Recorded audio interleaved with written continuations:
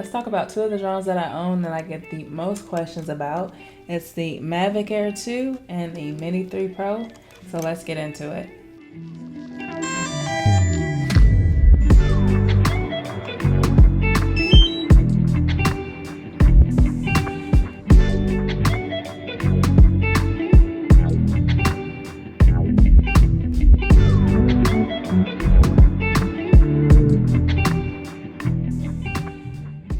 You may have heard me talk about the comparisons just briefly in my Mini 3 Pro video, but let's go a little bit more in depth to it.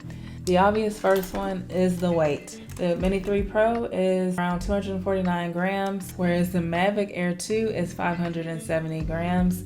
So when it's 250 grams or more, you have to register your drone with the FAA. With the Mavic Air 2, you have the DJI remote controller in one, which you will put your smartphone here to control the drone. Whereas with the Mini 3 Pro, you can use this controller, or you can use the DJI remote controller that comes with the built-in screen. You're gonna have the same forward, downward, upward sensing capabilities. One thing that I have noticed with the DJI Mini 3 Pro is there is not a light on the bottom. There's of course sensors. One thing that you get with the DJI Mavic Air 2, light at the bottom. So when you're flying at night, you can turn this light on, especially when you're landing, this light automatically comes on. I really wish there was some type of lighting on this Mini 3 Pro, but of course that would probably put it over the weight limit. Mavic Air 2 runs off of AccuSync 2.0, whereas the Mini 3 Pro runs off of DJI 03. Same quality as far as the live view. You can get up to 1080p and 30 frames per second on the controller, but like I said, the controller with the built-in screen has definitely a better quality versus where I'm using my smartphone on the remote controller that comes with the Mavic Air 2. The Mavic Air 2 is speed is published at 19 meters per second, or roughly 42 miles per hour, whereas the Mini 3 Pro is 16 meters per second.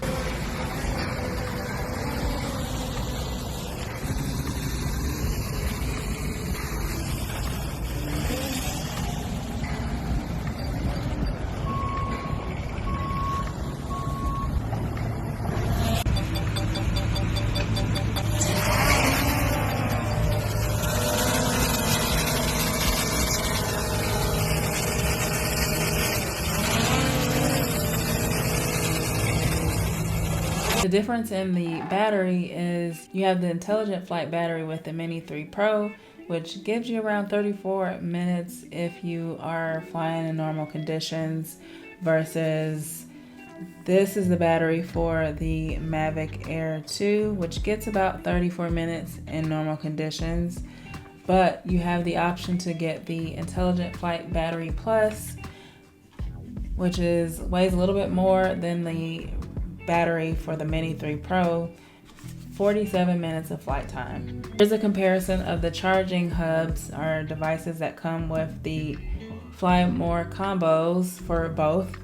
This, you get the charging hub for the Mini 3 Pro. You can charge your batteries, and then this is where you connect to the outlet, versus the Mavic Air 2, which here's the battery, and you have to lay the batteries down like so and connect them and then plug it. I mean, which one would you rather use, right? I definitely prefer this. It's definitely easier to carry around and just easier to charge. Between the Mavic Air 2 and the Mini 3 Pro, the Mini 3 Pro has the larger sensor compared to the Mavic Air 2. So for photos, you'll get a lot more detail and data from your photos when you have a larger sensor. As far as image quality, as far as the max photo resolution, you're gonna have 48 megapixels. With vertical shooting, let's talk about that. One of the big key sellers of the Mini 3 Pro was the ability to be able to turn the gimbal into vertical mode so that you can shoot vertical footage because of social media basically. But Most people don't know that you could already somewhat get vertical shots from your Mavic Air 2. You just have to do a little bit more work with the resizing and just the way that you crop the video or the photo. So technically the Mini 3 Pro has true vertical shots, but you can obtain these with the Mavic Air 2 with a little more work. They both have internal storage. Of course, the Mini 3 Pro is going to have less storage, roughly 1.5 gigs or so of internal storage.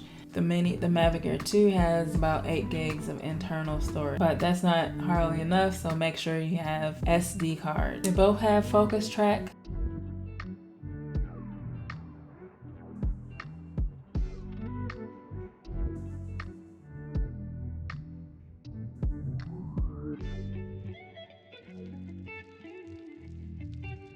Quick shots.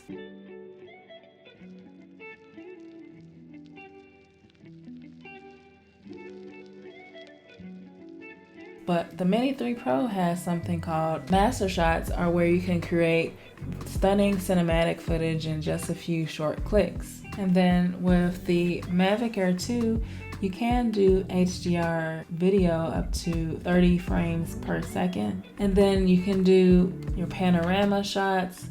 You can do your JPEG and DNG/RAW files, photos on both drones. It's easier for me to travel with this drone, but I often find myself missing my Mavic Air 2 drone. I feel like I have to do a little bit more work with my Mini 3 Pro footage. Just miss being able to just get that crisp automatic footage right out of the drone. I will say that with some of the countries that you visit, under 250 grams is the way to go, because some countries require you to do additional work if your drone is over a certain amount of weight, and some don't even allow drones over a certain amount of weight. So I know why people gravitate more towards the Mini 3 Pro. I haven't been able to let either one go yet, but I have been missing my Mavic Air 2 lately. At the time of this video, there is a limited supply on Mavic Air 2s, and the Mavic Air 2 is cheaper than the Mini 3 Pro. You can find more details on the price that you can see that's at the time of this video by looking in the description below. My name is Kim. I'm the creator of allthingsdrone.com, so make sure you subscribe to this channel for more drone tips and drone news to help you fly more.